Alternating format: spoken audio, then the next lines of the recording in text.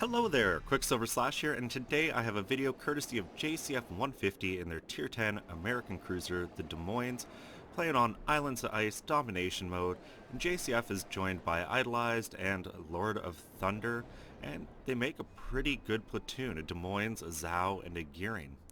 The Gearing obviously can provide some pretty good smoke for some ships that, honestly, when they can find cover and just shoot their guns and not have to think of anything else, can do serious damage very quickly, especially the Zhao. I find the Zhao really, it's a good ship in random battles because of how much hate it can put out there with HE and AP shells, whereas the Des Moines is probably a little better for kind of team battles simply because of the AA and, I personally think, better armor from at least the front, though it does lack those torpedoes that the Zhao has, which are also very useful. So it's a tough call, but ultimately they're all balanced, just in different ways. So you can see, pretty obvious, most of the team is going towards Charlie with the second force going towards Bravo, and I hope that battleship in the far north doesn't decide to veer off and try to go for Alpha, because it would not go well in a battle like this. Fortunately, there's only a couple destroyers, so destroyer play has to be smart, and the other team has a disadvantage as far as that goes, only having two. I find at these high tiers, destroyers matter a lot, partly because of what their torpedoes can do, but mostly because of their smoke and spotting. You know, like, if Lord of Thunder smokes most of this team into Charlie and then just gets in front, he can spot everything. And unless they've got their own way of smoking themselves, the enemy team's not going to be able to return fire, as they just take withering fire from the, like, 6 other ships over here.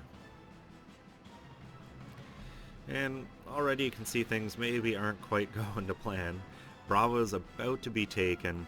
The cruiser that was going straight at it kind of did one of those, hey, not me, I'm not going in there alone, and is turned away, and it looks like one of the destroyers is AFK back there. The Lo Yang has not moved.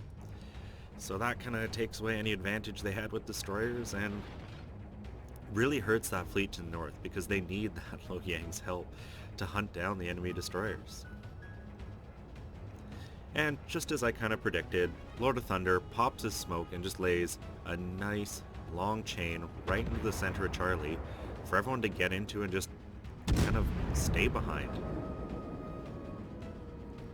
So first volley goes off at the Amagi, and right away JCF swaps over to the Bismarck, and I like the strategy there, trying to get shots on different ships and really just, I think, start fires. And firing HE, pops his radar to get that Udaloy, and, well, they may not get the Udaloy here with this radar. They forced him to turn off, and that's a big thing to have done. That Udaloy could have closed into this group and put a lot of torpedoes in the water, which he still could have, I'll mention. There's so many ships right here grouped up that he would be bound to hit a number of them. But unfortunately for JCF, that Udaloy manages to get outside of detection range. There's the torpedoes he launched. And now he's starting to focus in on this Hipper. And I kind of suspect the focusing on the Hipper part is partly for his division mate's sake. That Hipper can run hydroacoustic, detect torpedoes, and really ruin a destroyer's day if they're on their game. Ooh, the shells just match, and looks like he guessed the wrong spot as to where the Minotaur is. Fortunately, next to the Minotaur, the Des Moines got the quickest guns at tier 10 and is able to get shells going his direction.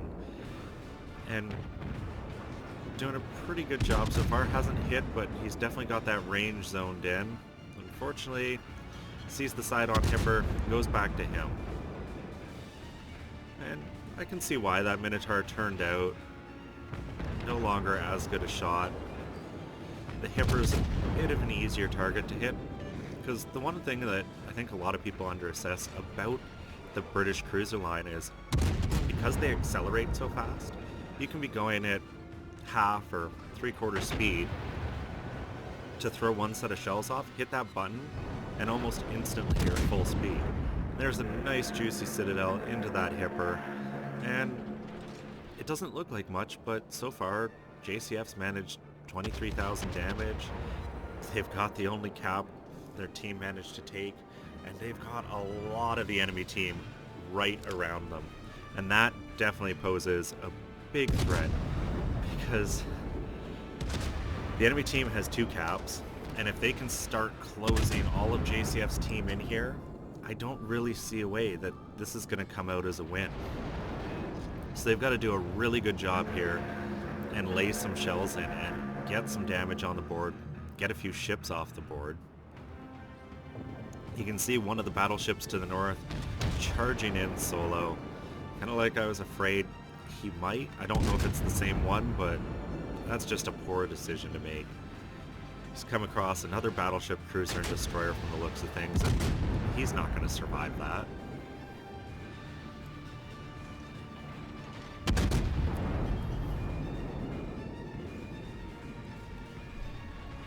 Come on, shells. Hit that hipper, get rid of him. It's definitely frustrating when you've got a ship like that broadside on and your shells just don't seem to be connecting because they've just turned the slightest bit. I mean, they're doing exactly what they're supposed to, but it definitely hurts.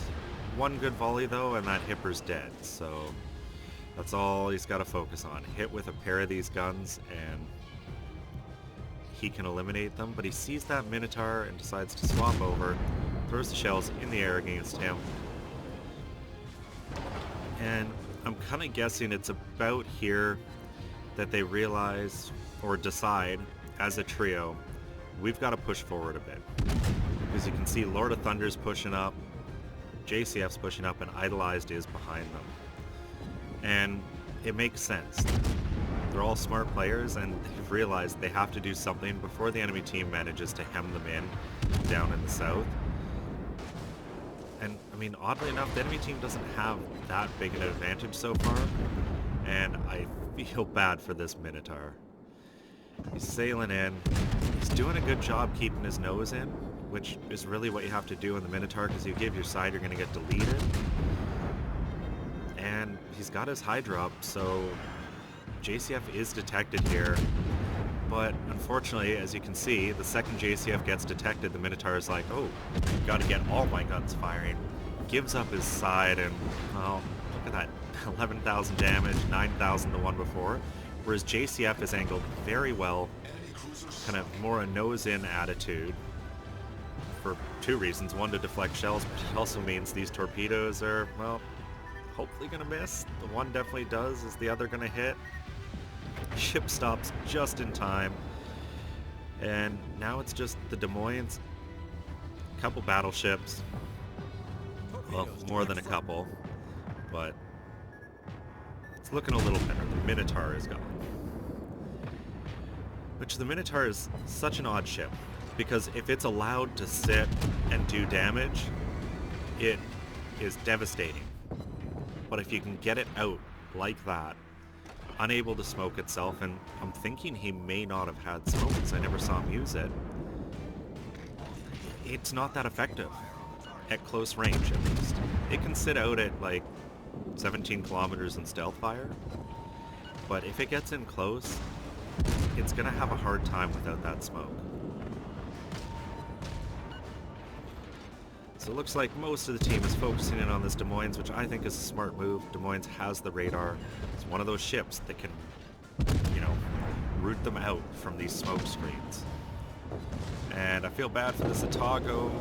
Oh, shells miss him.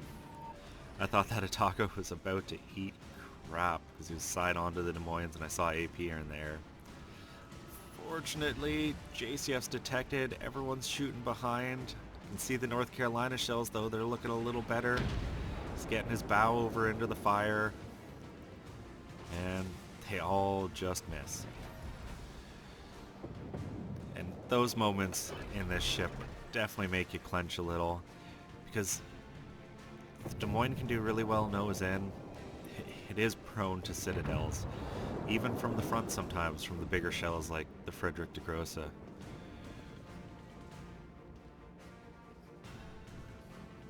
So I'd say now is one of those moments where you really have to decide, what are you going to do as a team? You're equal on ships, but you're down almost 200 points. The enemy team, though, isn't in the best position. And what I'm personally seeing on the map is all of these battleships are grouped up in the south. Fast cruisers and stuff can all drive up through B, through A, and outnumber these 4 ships on the enemy team that are still up here. And these battleships won't be able to really catch up and chase. And it gets a well-needed citadel into that Mogami. Pretty angled too. And honestly, I have the Mogami, I don't like it. I still haven't gotten through it. And it's just because of things like that, eating the citadels. And this is a bit of a dream situation for JCF. In a smoke, bunch of battleships side on, 10,000 damage, no citadels there. That really just shows how effective AP can be against a proper target when you know what you're doing. And in this case, knowing what you're doing means using AP. So many people would be tempted to throw HE here because I'm a cruiser, they're a battleship. I'll just HE spam them lights and fires. He's getting so much more damage out of those AP shells, 9,600 on that Frederick de Grosse. So, for those of you who wonder when you should be using what shells, I'd recommend just hopping in a training room and trying to shoot and seeing, you know, on average what your volleys do. But for the most part, especially in, I find American cruisers, even the, well, really all of them, once you get up to the full-size guns. The Russians at, you know, tier 8, when they've still got the smaller 152s, you can go a little HE. But once you've got 203s, ships at range, especially if they're side on, you have to be using AP. You can't be trying to do, you know, the good old arsonist fire starter technique. Maybe the one exception is if you've really built yourself to start fires, demolition expert, all the flags and stuff, because you're gonna get enough. But I like what JCF's doing. He's using AP, which is how you get the damage. And my god, that Mogami just turned. That's not the smartest move in my opinion, but he was pretty safe nose on. But side on like that, he's a goner. Finishes off with 1,000 damage Citadel. And things are looking a little better. Lord of Thunder's charged up through Bravo, capped it with other destroyer, and he's going straight for Alpha, which is going to be big thing late game, because look at the points. They're down to the trio of them in this division and 1 extra destroyer versus 3 battleships, a cruiser, and a destroyer. So right now, big thing I'd say is trying to knock out one of these cruisers or the cruiser or the DD. Because if you eliminate those, battleships can actually be dealt with pretty effectively, and 3 Citadels is definitely going to get rid of that Atago in a hurry. Picks up Confederate. Next volley is just as good, if not better, damage-wise. That Atago's a goner. And with him being dead, Bravo's now secure. Alpha's secure because there's nothing in the vicinity to go up and take it, so Lord of Thunder is going to be able to snag that cap as well. And down in the south, Idolized is doing everything he can to defend that and slow down. And JCF right here is making a decision. He can charge out against the Bismarck, probably not the smartest idea, or he can help his buddy and try to get rid of this Udaloy. And if you get rid of this destroyer, you're left with a couple battleships. Granted, they're quicker battleships, but battleships just don't have the legs to move around the map late game and really affect things. It's kind of like World of Tanks. If you leave a scout right to the end, you'd be amazed what it can do. And it's just because of the speed and the stealth. So this destroyer here poses one of the bigger threats, charges around the corner. JCF was waiting for him. That Udaloy is going to be able to get a lot of damage though with side on if he's using the right shells, and he's definitely not. That Udaloy should have had AP loaded, side-on cruiser sub 5 kilometers. He would have been getting citadels. But the destroyer's dead. They're going to get Charlie here. That's kind of just going to happen because that's where their ships are. But they've got all 3 caps. JCF's in a really good situation against this Bismarck. He's nose in. And as long as he kind of stays like this, keeps himself well angled and his gun's firing, he's going to be effective. And there's the other reality that he could just ram. It's a risky move because it puts Lord of Thunder down against 2 battleships solo, but getting the kill is what's needed here. And honestly, the guns are doing it. And look where JCF's aiming. I'd like to point that out. Just above that kind of lower deck, he's trying to put them into that belt. Not the main belt, but the one kind of just a little bit higher up. And the shells are doing massive damage as a result. And this is one of those things you have to do against the German battleships because of their turtleback armor. Trying to go for waterline just doesn't often yield results. So you aim a little bit higher, gets the kill, picks up the Kraken, and really secures their chances in this game. He's going to be able to recover some of his health, but now it's him and a destroyer versus a North Carolina and a Frederick de Grosse who are forced to push into them. And that is really what's going to spell their defeat. You know, those battleships, if they could play a defense game because they had the majority of the caps, they'd stand a really good chance here. But because they're forced to push out into Bravo, it means they're going to have to walk straight into torpedoes, the withering gunfire of the Des Moines, and expose themselves to that to try to take the game back. Because I can guarantee you the points are going to slowly shift. And if you do some rough math, in the time the enemy is going to get the 200 points to win, well, JCF's team's going to get 400, which is more than enough to cap. So unless they do something about Bravo, the enemy team loses. So now it's kind of a waiting game. You can see JCF sticking just outside his detection range because you don't really want ships knowing where you are. And I do think the enemy team's being pretty smart here. You can see the North Carolina, rather than charging solo on this side of the island, is moving over to group up with that Frederick de Grosse. The question is, are those torpedoes going to hit? Because they're looking pretty good. And I think JCF kind of recognizes that, throws some HE in there, hoping to start a fire and maybe force a damage control. That's what I'm guessing he was doing there. But he only fired the one gun, so maybe he kind of decided against it. Oh, and look at this. The North Carolina has abandoned coming around that side. And that Frederick de Grosse just ate so many peeds. He's pretty much out of this. And it's just looking better and better for JCF's team. And once again, I like what he's doing here. He's being patient. You know, some guys would be like, oh, I've just got to start pelting him. But until you're in a position like JCF is now, where you can disappear behind an island in a hurry if need be, you should be careful. Like, keep your range. Because at this kind of range, the battleships are going to have a harder time. And you can see Lord of Thunder also picks up high caliber. So that's a pair of them in a division, both getting high caliber. And well, 44 seconds, is it going to be enough for them to catch up? They're going to have to kill that Frederick de Grosse because the North Carolina's made it into the cap. There's a fire. That one's sticking. There's no way they're not getting this guy in the next 30 seconds. They pick up the kill and essentially secure the win because the North Carolina can't cap in that time, and they're 50 points ahead. So rather than watch this right to the bitter end, let's jump to the post-battle.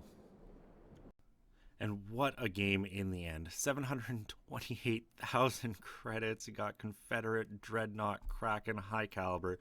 Finished off one of the holiday tokens. 228,000 damage, the 5 kills, 11 citadels. Defended the cap a whole bunch, and really, along with Idolized and Lord of Thunder, they held this game down for their team, and the team scores shows exactly that. The three of them, number 1, 2, and 3, and 29.99 base experience, 1 point off of that 3,000. Regardless, it was a great game. Thank you very much, JCF, for sharing it with me.